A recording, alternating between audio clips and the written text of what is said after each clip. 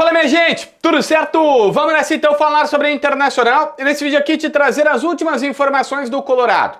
Tem uma situação que eu sei que o torcedor desse momento odeia e principalmente no momento que é bom, que é positivo, mas a gente precisa falar. Está num documento oficial divulgado pelo Inter que as contas de janeiro até setembro estão com prejuízo de 148 milhões de reais até agora na temporada. Calma, que o Inter pode melhorar essa conta, pode dar uma boa ajustada na situação, mas isso vai implicar a venda de um importante cara, de uma importante figura. Isso já está sendo preparado no bastidor colorado.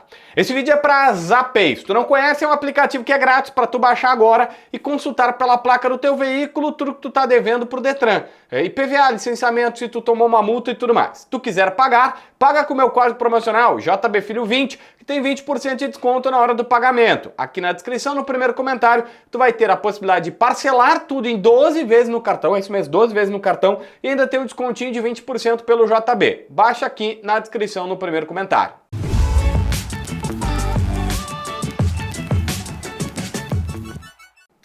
Gente, não fiquem bravos comigo, eu não tenho culpa de nada, eu não faço conta, eu não tô aqui para pauta positiva ou negativa, apenas preciso te informar. O Inter soltou esse documento oficial, tá no site do clube, o Inter foi lá e colocou, olha, a temporada do Inter de janeiro até setembro tem 148 milhões e 300 mil reais no negativo. Entre tudo que entrou e tudo que saiu, o Inter está no negativo.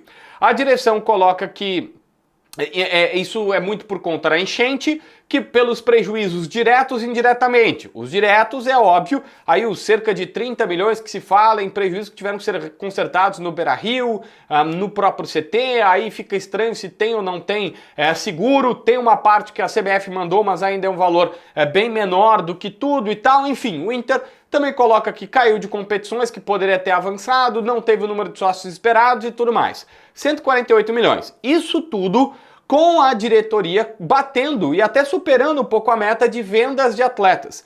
Com o Igor Gomes, que chegou a 5 milhões de dólares, o Inter chega a 142 milhões de reais, mais ou menos, de negociações. Somando ele, Bustos, Maurício e todas as pequenininhas. Vai ter o próprio Pedro Henrique e outros nomes que vão saindo e que vai computando e vai enchendo essa situação. É óbvio que nem todo este valor fica com o clube, às vezes o clube tem 70%, 80%, 90%, mas já é uma meta que está batida.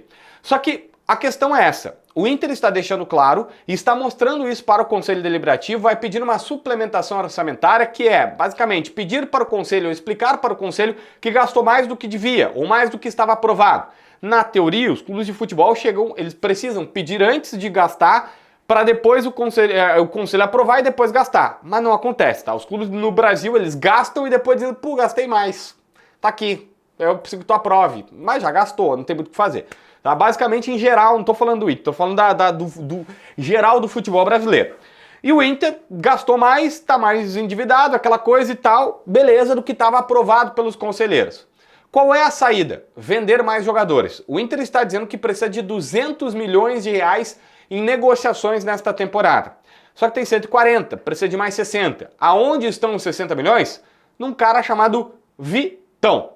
Eu fiz mais alguns contatos desde que surgiu uma informação de que o Vitão estava...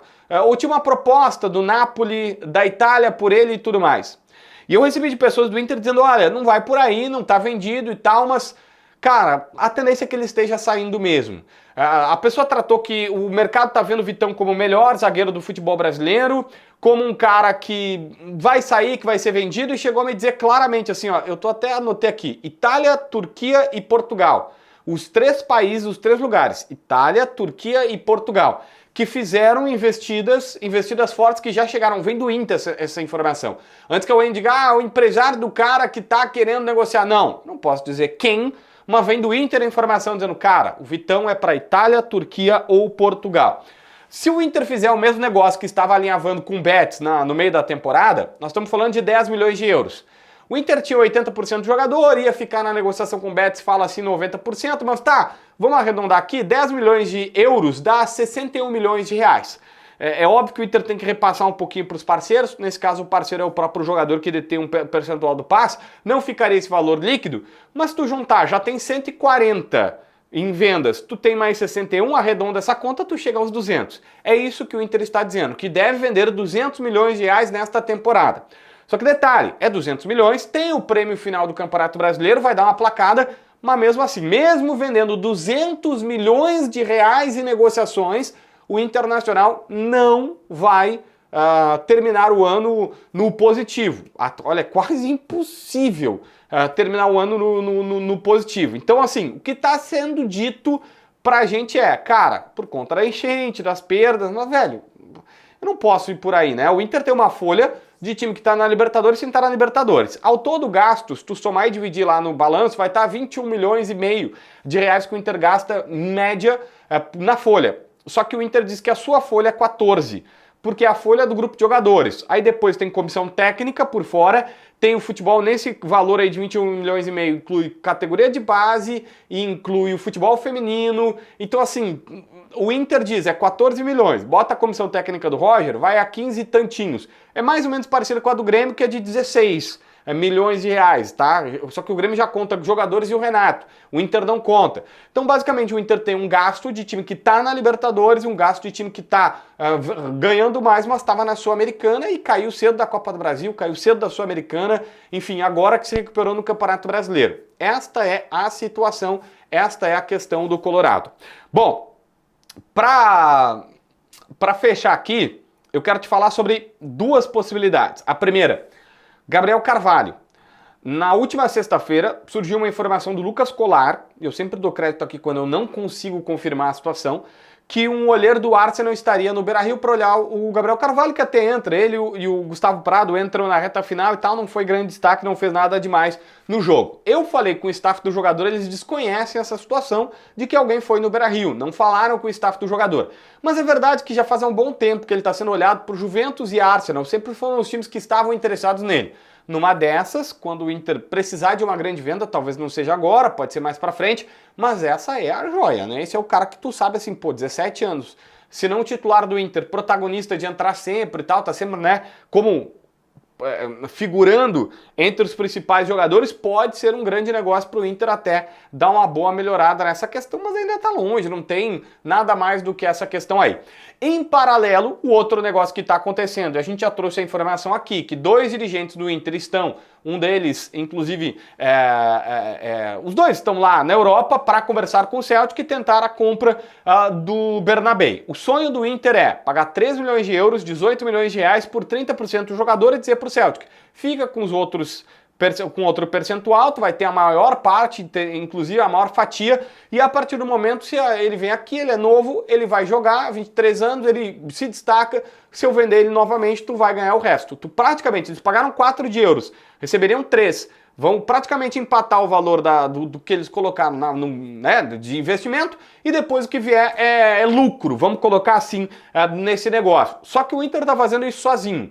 O empresário do jogador, o staff do jogador, que é um argentino, até disse, olha, eu comecei a tratar sobre essa negociação, mas o Inter decidiu ir sozinho para a Europa e são só eles que estão tocando a negociação, são só eles que estão fazendo a situação, então o Inter, por isso que eu disse, ó, o Inter tirou o empresário da parada. É uma estratégia, é uma situação que a direção está usando para não envolver ele, para ir tratar só clube para clube, para tentar fazer um negócio. O Bernabéu já disse que quer ficar, o empresário já vai fazer a vontade do jogador. Então ele não precisa estar junto. Mas num primeiro momento ele até atuou. Por conhecer os caras lá, eles conversaram e tal, entraram em algumas conversas, mas o Inter achou melhor seguir seu rumo sozinho. Mandou 2 caras seus lá, não foi o empresário ficou na Argentina e é o próprio Inter que está tentando convencer os escoceses disso.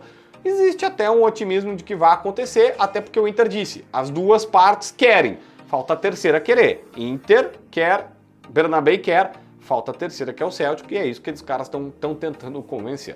Se inscreve no canal, assina a notificação, deixa teu like, comenta aqui embaixo para ver mais vídeos.